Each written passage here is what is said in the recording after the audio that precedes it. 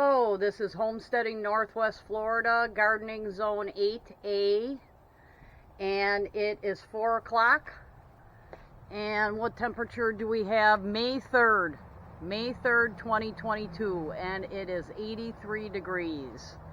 Now, I ordered some of this EDDHA iron chelate for the gardenia here that has this cirrhosis, what I think. Plus it tipped over and the roots may have gotten a little damaged. But you mix this with 1 gallon to 1 teaspoon of this stuff. But boy, is this stuff red. You do not want to do this. I don't know if you can see that. When you're on your patio. That's what I read about it also. Is it comes out really red. I hope you can see that. Really red. And you don't want it on your patio. I hope I want it in my soil even. And that little aluminum foil cover was off of there when it came to me. It's probably a chemical. It's a chemical in there, so it's got to expand and contract. But here's the yellow leaves. Most of them fell off, and it just never bloomed for me. So we're going to see if this rectifies anything or just kills the plant. The blooms are there, but they're not blooming. So we'll see what happens. Give it a treatment. Now, this episode also is going to be all about roses. Boy, the queen of flowers, the biggest flowers, roses. This is the Camille Picaro rose. And this is supposed to be thornless. It's pretty thornless. I can see at the bottom there's a few thorns. And beautiful, beautiful flowers. Roses are gorgeous. I'm glad I did plant some because I was like, why don't I have flowers? This is supposed to be Florida. So here is this one. This is the Ebb Tide Purple Rose. And I'm doing this now because as it gets hotter during the summer, things don't go so well. So this is the first flush, and there's a lot more blooms to go, but Ebb Tide Purple Rose.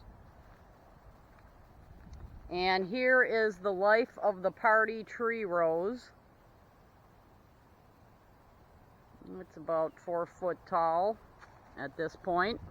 And you do have to stake the tree rose, and I have moles and voles. I have everything here, funguses, moles and voles, so I dug around. This would have been helpful to know that if you have moles and voles, you want to dig a piece of hardware cloth around your roses so that the moles and voles don't eat your roots.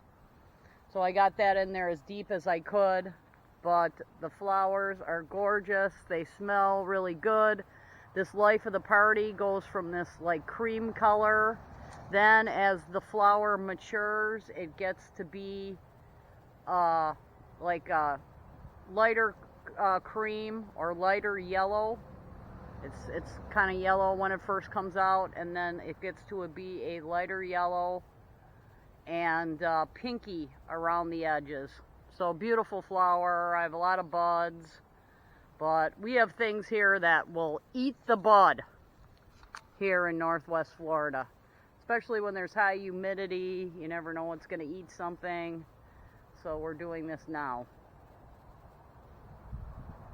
There we go. Maybe we got a better shot of that. Okay. And then we are going to the rear garden. That used to be all vines and still has a lot of vines in the soil. And here's another thing. I've been fertilizing my camellia. You can see the glossy leaves back there. A lot more fertilizing going on here. And I found that's the only way for things to grow is to fertilize. These leaves are looking really good, and I think my camellias set a lot of blooms for the fall. I think this is when they set their blooms. This was a cheap rose, one of the $5.99 ones, and I never took care of it. It's planted in pretty poor soil, but it did have a yellow bloom. And then this one back here doesn't really get enough sun, and it's stretching out to get the maximum sun, but there is a bloom there. And I got armadillos digging. They dig for grubs. But here in the back, we have 2 more Life of the Party tree roses, and I wanted this as a balanced thing on both sides, and I got 2 of these bushes, and wow, they smell great. Definitely the queen of the flowers, these roses. Now this one's about to go, so I think I'm gonna cut it off.